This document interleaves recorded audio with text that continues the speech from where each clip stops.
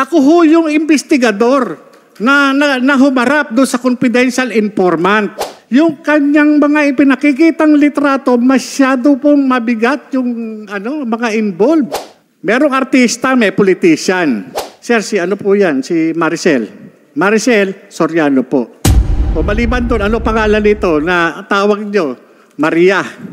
Ngayon po, eto, sabi niya gano'n, eto sir, si ano po ito? Si Bongbong Marcos. Maliban dito, ano pangalan nito? Bonget. Sa akin, wala pong no? Unang-una, kamatayan po ang matatamo ko rito. Wala akong mapapala. Ang concern ko lang po dito, bilang dating alagad ng batas, lumabas na sa publiko ito. Sampal po ito sa mga tulad nating alagad ng batas. Ano ang gagawin natin? Magtatanga-tangahan na po ba tayo, Your Honor? Dito sa mga information na nalathala doon sa publiko. Itong problema natin na minumulto ang ating Pangulo, hindi po sana darating dito sa sitwasyon na makakaladkad ang pangalan ng Pangulong Marcos kung ginagawa lamang ng PIDEA yung kanyang mandato. Kung ito nagpatawag kagad ng investigasyon, halika, ano yung sinasabi mo? Halika, dito tayo, umupo tayo, titipahin ko yan. Ano yung sinasabi mo? Ilabas mo yung ebidensya mo. Sana ganun Ito po, nagtataka lang po ako, no? Sa halip na bigyang pansin yung mga records o yung mga classified documents na naandun po sa tanggapan ng IIS, bakit sinisira nila ang pagkatao ko?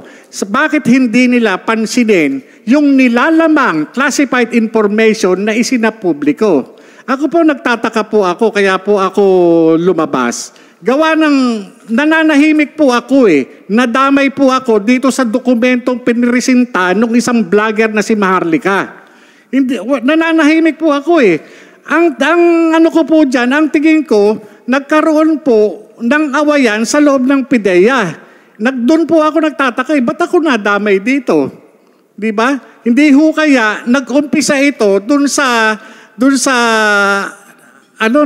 ipinalabas na video doon sa social media na ang involved ay yung tila galit na galit na PIDEA Director General. Kasi kung titignan ninyo, yung video, hindi makakalabas ito sa publiko. Kinakailangan puntahan mo pa doon sa NBR para i-download mo mismo yung video. Bakit yung video nakalabas na dapat nasa pag-iingat ng Counterintelligence Office ng PIDEA? Hindi ho ba? Hindi kaya itong mga lumalabas na dokumentong ito ang dahilan ay para lamang hiyain yung PIDEA Director General? Ako nagtatanong lang po, wala ho akong masamang tinapay kay Director General Lasso. Malaki po ang respeto ko sa mga opisyalis ng gobyerno. Pero sa aking bakit lumabas ito? Itong dokumento na ito, nung makita ko, nung sinabi sa akin na itong pre-ops, yung authority to operate, nung makita ko ho na ipinipresenta rin sa video, ako ho yung investigador na humarap doon sa confidential informant. At yung confidential informant na yun, kinunan ko po ng statement. Bakit ko po sa kinunan ng statement? Kasi po, yung kanyang mga ipinakikitang litrato, masyado pong mabigat yung mga involved. Sinong mga involved doon? Ang involved po doon, yung nakita ko mga litrato, no? Merong artista, may politician, may mga civilian. Ngayon po, tinanong ko po siya, sino ito? During nung kinukunan ko po siya ng kasi ayoko pong sa akin magbula yung pag-identify. Gusto ko sa kanya magbula yung identification. At yung mga nandun litrato, 5 litrato po yun sa pagkakatanda ko, iba't ibang klase, iba't ibang okasyon, iba't ibang pagkakataon. Yun po yung Ngayon, nung tinanong ko siya, sino ito? Kahit alam ko po na kung sino yon, sinabi niya, sir, si ano po yan? Si Maricel. Maricel Soriano po. O maliban doon, ano pangalan nito na tawag nyo? Maria. Ngayon po, sabi niya gano'n, eto sir, si ano po ito? Si Bongbong Marcos. Maliban dito, ano pangalan nito? Bonget. Yun po yung sinabi niya. Siya po ang nagsasabi, hindi po ako. Siya po ang nag-identify, hindi po ako. Ako'y nagtatanong lamang po bilang investigador. Maliban dito, sino pa ang nakikilala mo rito? Yung iba nga po, tinakpan po niya ng pentel pen. Dahil nga ayaw niya na i-reveal sa akin yung iniingatan niya rin. May mga iba pong mga personalidad doon na hindi ko na po matandaan yung mga pangalan. Ngayon po, doon po sa opisina, kinunan ko ng statement, yung confidential informant, kung sino po yung present na naandun na kasama ko doon sa opisina, inilagay ko po yung pangalan. Kaya po, kinuha ko yung statement tayo, nakalagay po roon sa harap nina. So, sino yun? Mga kasama mo? Makikita po yun doon sa Kaya nga ang ko doon sa... Hindi mo ma-recall? Hindi ko po ma-recall. Kasi sa dami na po. Hindi lang po yun ang kaso na nahawakan ko sa PIDEA.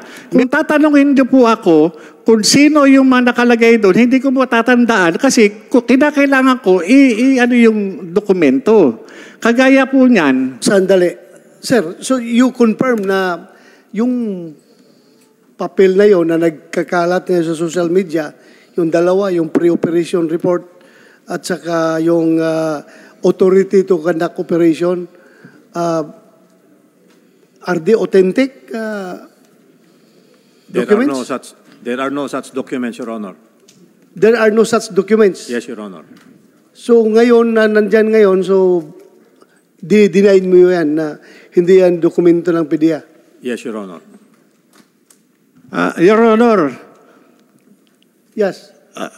Ganito, sir. Your Honor, ako naiintindihan ko si General Lasso eh. Kasi, yung mga nai-involve dun sa dokumentong yun, yun yung appointing authority na nagtiwala sa kanya para dyan sa kanyang, hinahawakan posisyon sa PIDEA. Sa akin, wala pong unang-una, kamatayan po ang matatamo ko rito. Wala akong mapapala. Ang concern ko lang po dito bilang dating alagad ng batas, lumabas na sa publiko ito. Sampal po ito sa mga tulad nating alagad ng batas. Ano ang gagawin natin? Magtatanga-tangahan na po ba tayo, Your Honor? Dito sa mga information na nalathala doon sa publiko. Magwawalang bahala po ba tayo? Ang tanong ko papaano yung mandatong pinagkaloob ng Comprehensive Dangerous Drugs Act, lalo na dito sa butihing Director General ng PIDEA, ano ang gagawin natin? Kagaya niyan, may nilabas na naman si Maharlika. Yung sinasabing 2 minutes lang yung kinandak na drug test result. Wala ho bang authority ang PIDEA na mag-issue ng subpoena duces tecum ad testificandum against dun sa doktor at dun sa medical technologies, ganun din dun sa drug testing facility. Sana pinagpapaliwanag, hindi dapat... siguro, it's unfair din to accuse General Lasso dahil he was not the director at that time. Sino bang director ng time na yon? No, sir, Your Honor, hindi po natin, lilinawin ko, hindi ko ina-accuse si General Lasso. Ang inaano ko lang po is yung mandato. Po pwede naman po siyang mag-utosin, mag-conduct ng confidential investigation, magpatawag ng investigation sa PIDEA, katulad ng ginagawa sa mga ordinaryong tao. Kung meron tayong mga suspected na drug offenders, hindi ba nagkakandak tayo na confidential investigation or investigation? Hindi po ba? Bakit hindi natin ipatupad ng tama, ng equal itong batas? Kaya nga kaya po ako talaga nagsikap ako na makarating dito at sumulat sa inyo upang magkaroon tayo ng sapat na batas.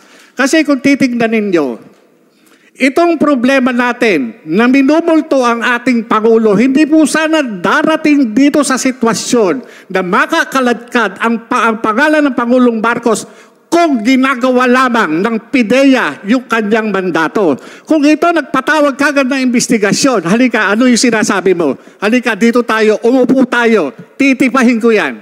Ano yung sinasabi mo? Ilabas mo yung ebidensya mo. Sana ganun Okay.